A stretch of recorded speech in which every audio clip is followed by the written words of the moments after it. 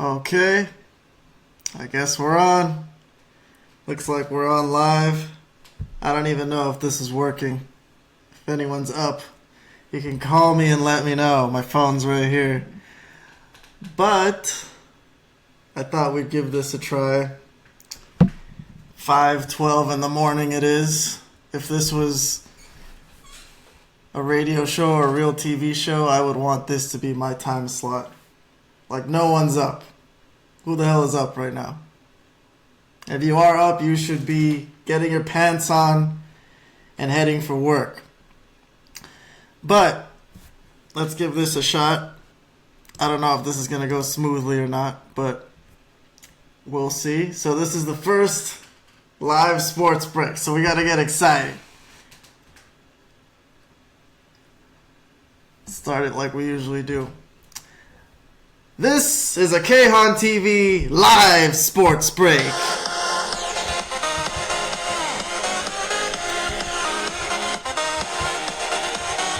Okay. No more dancing. No more dancing. Time to be serious. Let's see what we got. English Premier League. I know it's been hard for a lot of us here in the States to get up at 7 in the morning or 5 in the morning, shit-faced hungover, force yourself to crank back another Guinness or two, then have to get through work, a full shift, fucked up. But that's what we do here in America, in case you didn't know. We have to. And this season has been awesome. This weekend saw Merseyside Derby, this time at Anfield. A tidy 3-1 victory over an impetuous Everton side, giving Liverpool all 6 points from their inner city brethren this season, and leaving the Toffees with nothing. A big win for Liverpool, who need to keep winning to keep the pressure on the trailing pack in their quest to be in next year's Champions League. Speaking of the trailing pack, Manchester United were pushed to a 0-0 draw at home by West Bromwich Albion. That was the final match served for Zlatan Ibrahimovic's 3-game suspension, which in the end proved a bit costly, as his stint on the bench saw Manchester United knocked out of the FA Cup by Chelsea and losing 2 points here, unable to score at home. Arsenal turned in a gutty performance this week that saw them come back from behind twice to end the match level with Manchester City at home 2-2. Mesut Ozil once again criticized for his lack of effort and hustle for Arsenal, completely uninfluential defensively, a spectator, as an incredible individual bit of skill from Sergio Aguero gave City their second lead of the night. But Arsenal would not lay down in front of their home fans and fought back to at least earn a draw, easing a bit of the pressure off of under-fire manager Arsene Wenger. Now, this is how it currently stands as we pull up our mighty ESPN FC website.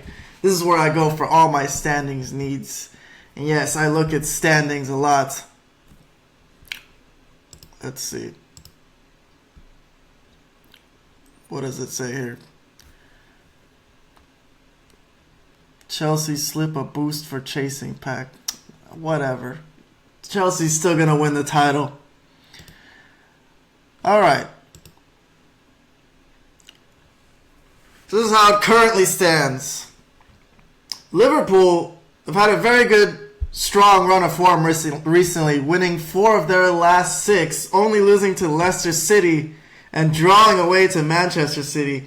But Manchester United have 2 games in hand and hypothetically would be ahead of Liverpool should they win those 2 games. Arsenal, let me expand this here a little bit. I can barely see that. There you go.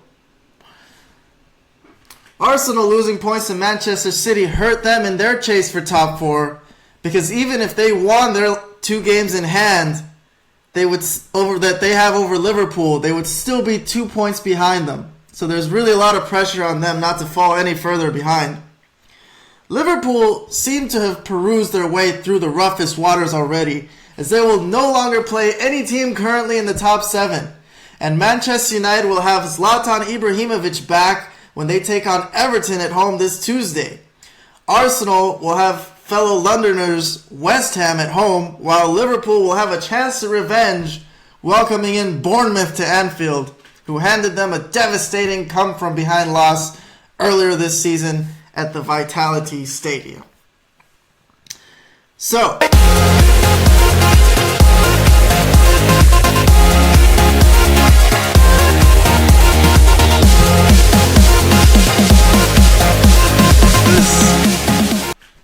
a new segment? Okay. What do I think? You want to know what I think? Here's what I think. Number 1. Man City and Spurs are going to be in. They're just too talented. They're not in Europe anymore, and they're going to push themselves. Spurs have a cushion, and Manchester City have enough cover, even if they get injured, to still get in the Champions League. So I'm already penciling in Manchester City and Spurs to be in next year's Champions League, which leaves one spot for Liverpool, Manchester United, and Arsenal.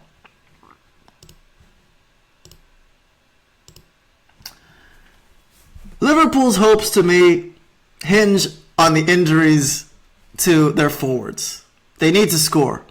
And Sadio Mane has to be healthy, and Philippe Coutinho has to be healthy. If Coutinho and Mane are producing in the run-in, then they'll have a good chance to finish top 4, in my opinion. But if Sadio Mane is really hurt, which I guess we'll find out later today, then it becomes much more significant whether or not Daniel Sturridge will play, and or if Divock Origi can produce, which he did last year in the Europa League. But it's going to be tough because Liverpool are a thin squad. They're already playing without Adam Lallana, so they don't want any more injuries. And Arsenal and Manchester United have the toughest roads ahead. As you can see here on this little graphic that I made for you guys, Manchester United, Arsenal, they could face stumbling blocks against Spurs and Everton, common opponent. And there's one of them is sure to lose points when they face off in their remaining head-to-head later this season. This in addition to the hosts of other Premier League opposition they will face, with only 10 games to go for each side. But it certainly looks like Manchester United have the tougher draw, with Chelsea and Manchester City still on their schedule. So,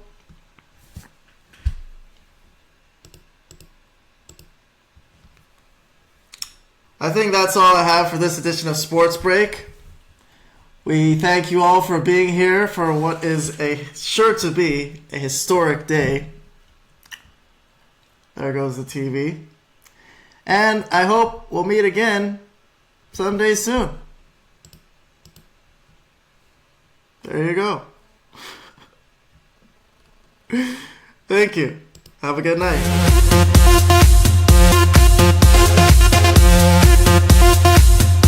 Good day, that is.